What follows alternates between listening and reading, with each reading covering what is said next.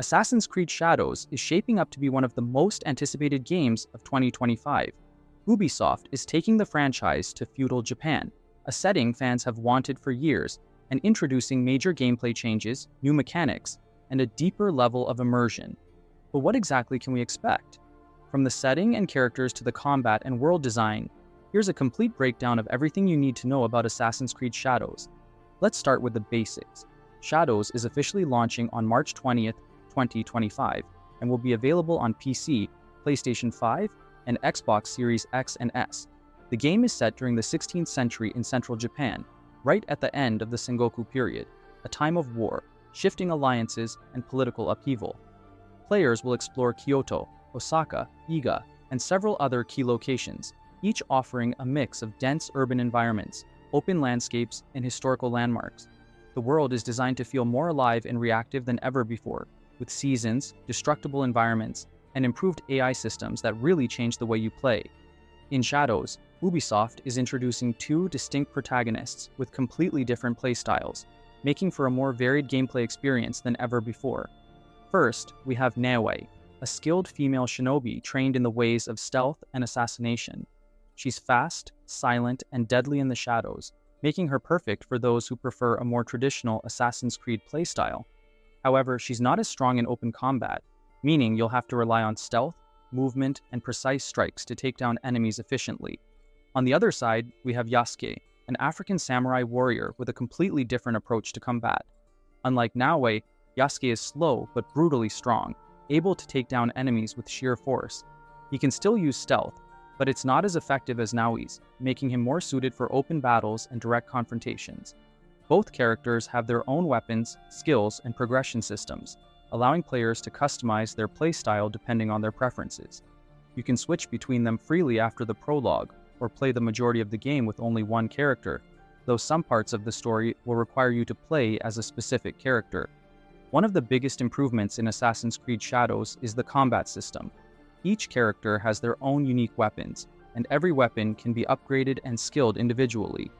The environment is also more destructible than in any previous AC game, allowing for new strategies in both combat and stealth.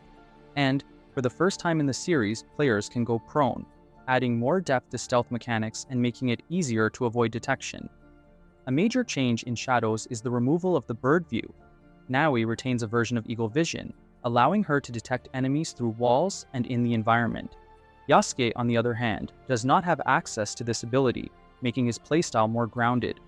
Another exciting feature is the dynamic season system. Unlike previous games, where weather was random and didn't have any impact on the gameplay, Assassin's Creed Shadows lets players experience different seasons which can impact your playthrough in your favor or against you. Seasons can change either through story progression or through manual selection in the menu. These seasons aren't just cosmetic, they actively change gameplay. In summer, the world is filled with dense vegetation, making it easier to stay hidden. In winter, lakes freeze over, removing hiding spots, but on the other hand, allowing players to use icicles to their advantage. Weather also affects enemy behavior. Guards are more likely to be inside during the cold months and patrolling outside during warmer seasons. Stealth is more advanced than ever before. With new mechanics inspired by classic stealth games, Splinter Cell fans might like this. Hiding in shadows is now possible, making light and darkness a real part of stealth gameplay. Extinguishing light sources allows for deeper tactical approaches. Naoe can perform double assassinations, and old-school fans can be excited for subtle assassinations. For combat fans, Shadows introduces brutal finishers and dismemberment, making fights feel weighty and realistic. And for those seeking a challenge, the enemy AI can be set to be more aware, more persistent, and more dangerous. The game also introduces a completely customizable hideout, allowing players to design their own space, collect decorations, and even unlock stat boosts. The hideout will be an improved version of the hideout players had in AC Valhalla.